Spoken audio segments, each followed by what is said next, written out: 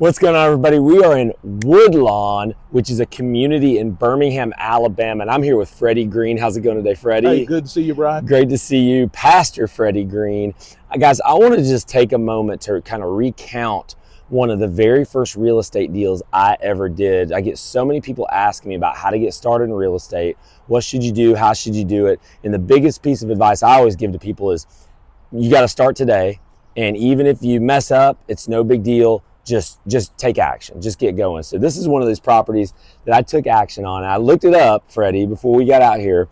It was the summer of 2013. I got started in real estate in 2012. I did my first deal. I did a wholesale deal. I made $10,000 on my first deal. I had no money. I had no credit. I was negative net worth, made 10 grand. I came out here and I bought this house. I didn't even want to buy it. I didn't even know what I was buying. I bought this rundown house in Woodlawn, which at the time, it's come back and it's coming back. But at the time, it was one of the roughest parts of Birmingham for sure. And I bought it. I found it off Craigslist, which that's a completely different animal today. But many years ago, you could do something with it. And I just paid cash for it. I bought it for $2,000. There's some closing costs. Maybe I spent like $2,300 or something like that from a family that it had gotten left to them. Someone was living here, and it was like maybe like an older relative had passed away, and the new owner, the heir, had lived in New York City and just wanted to get rid of it. So I came in, and it was just completely run down, $2,000, and I didn't know what to do with this thing. What am I going to do? Am I going to rent it out? I've never been a landlord. I didn't know. So I put it on Craigslist for sale. I want $2,000 down. I want to get my money back, and then I'll allow someone to make payments. And that's where Freddie Green enters the picture in 2013. Kind of, Freddie, pick up the story there. Kind of tell us, where were you at that moment? Because I think you told me this was your first deal. It was. So kind of pick up from there. How did you even get started in real estate? How did you even begin your journey? Why would you even want something like this? Well, it just around that time I was looking for passive income. I was looking for easy ways to make money, and I thought real estate was it. But you really got to be tough to make it in real estate. And I came across this deal, and I thought, okay, hey, I got a little bit of money. Oh yeah, I can make payments and all of that. But once you get your hands on it, then you see that it's a lot of work in real estate. But this one here was my first deal that I didn't know what I was doing, and I just said, we all kind of have a fantasy of what real estate is, but it was a learning lesson.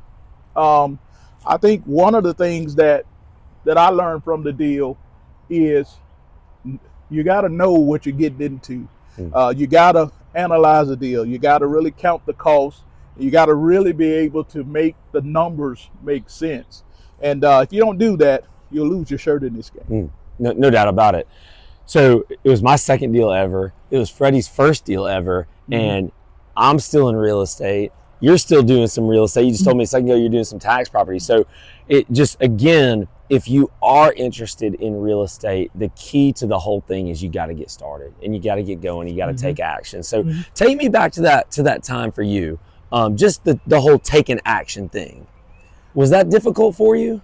Well, I think I ran across this saying, some smart person said it. Getting to the first deal is like showing up for karate practice. It's like you get a white belt. That's the hardest belt to get in karate because you just get that belt for showing up. And I liken that to real estate. And for me, just getting to the white belt was the most difficult because it's just a matter of taking that first step. And so for me, I just took a leap of faith. I like I said, I wanted to create generational wealth. I wanted to create wealth that I could not only enjoy while I'm here, but also leave to my kids and grandkids and stuff like that. So at the time, I had a few dollars. I had enough at least to put a down payment on the place. And so I just took a leap of faith with the hope that this would be the foundation of building what I thought was going to be an empire at the time. Of course, that didn't work out that way. But so my mindset now and my mindset then's a little different. Now you have to be smart. You just can't kind of jump out there. You got to be smart because not every deal is a good deal. That's true. But if somebody asks me how do you get started? Well, you start. Like you say, you just got to start. You gotta show up so you can get the white belt. So tell me what you've learned, not necessarily specifically from this property, but what have you learned throughout the years? Because we're talking, that's 12 years ago now. Yeah. So It's a long time. what did you learn about that maybe you took from here that you could take in your life, maybe in your personal life, maybe your professional life, maybe in real estate? Like, what did you learn through doing a deal like this, or just doing your first deal? I think most of all what I've learned is understand the bottom line. Have a plan. Now, I didn't have a plan then, but I have a plan now. But well, you had a plan. Yeah. Well, so tell me what the plan was, and then what you actually ended up doing with the property. Well, I ended up walking away from the property, honestly.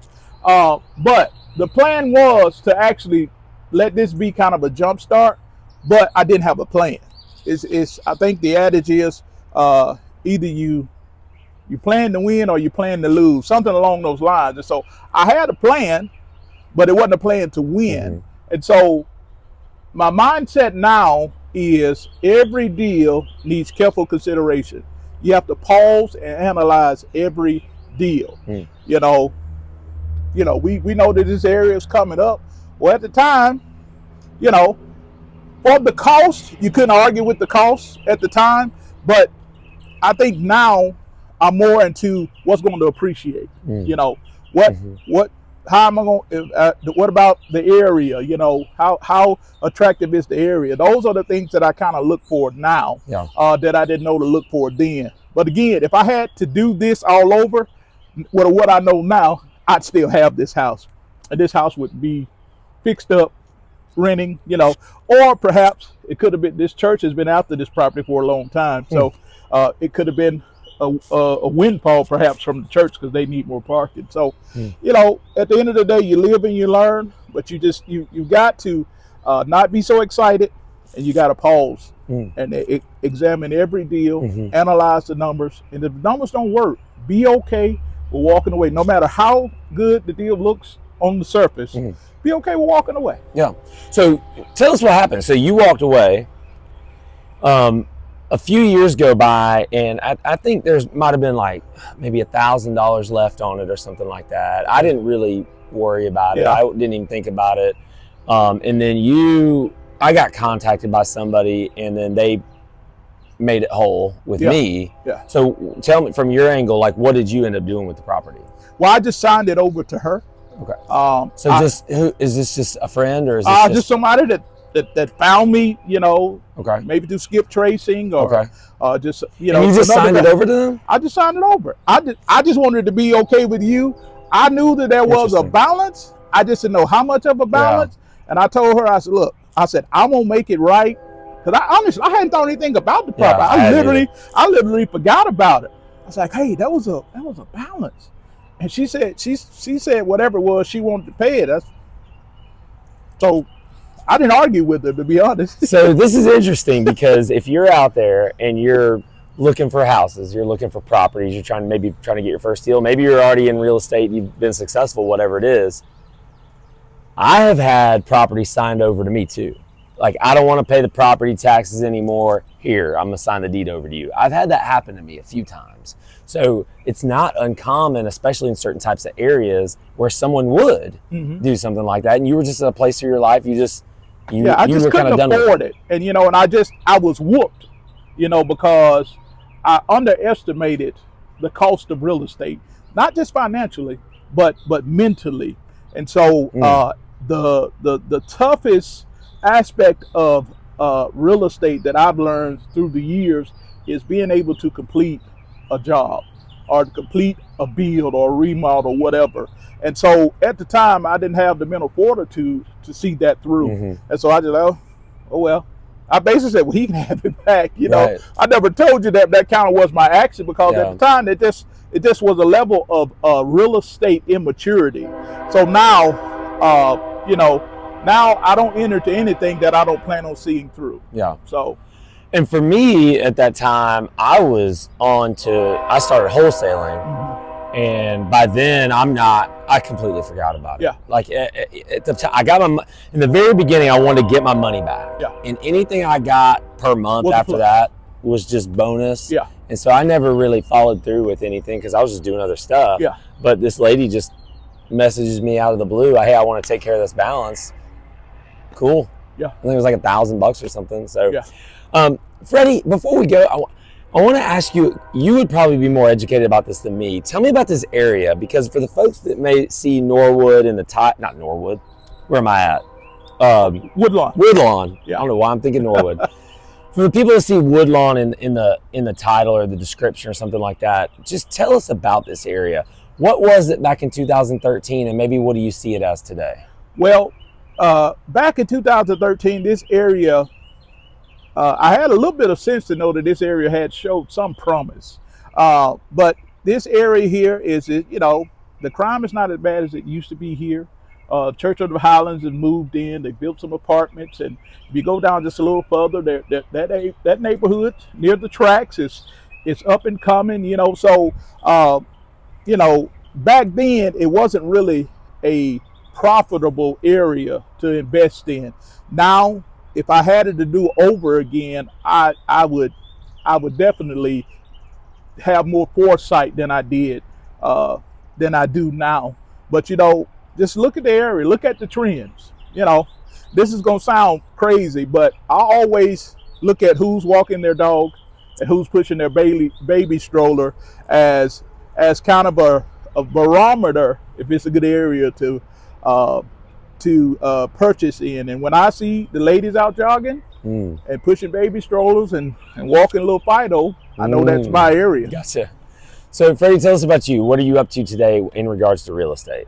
Well, I had a total of 13 properties, I believe. It may be a little less than that because we sold a couple. So I have, I don't know, maybe 12, 13 doors. I can't remember because like we was talking off camera. But I have taken this foundation, my experience here, because I never lost sight of wanting to be on real estate and create generational wealth. So now we have a few tax properties. We have a duplex. And we have one duplex, and then the rest are single family homes. And so now we're looking at, hopefully at some point, maybe after we get kids out of college, to do a multifamily, an apartment complex or something like that. That's our goal. Right now, we're just holding strong with these 13 doors. And you're a pastor too. I am. How can people find out more about you and what you're up to? Well, you can follow our Facebook page, 6th Avenue Beulah Baptist Church, Bessemer, or you can follow me on Facebook at Freddie Green III. There you go. Guys, thank you so much for staying tuned, and thank you, Freddie, for meeting me out here in Thanks for having Woodlawn. me. Thank you. And guys, we got some more really exciting videos coming up, so stay tuned for the next one.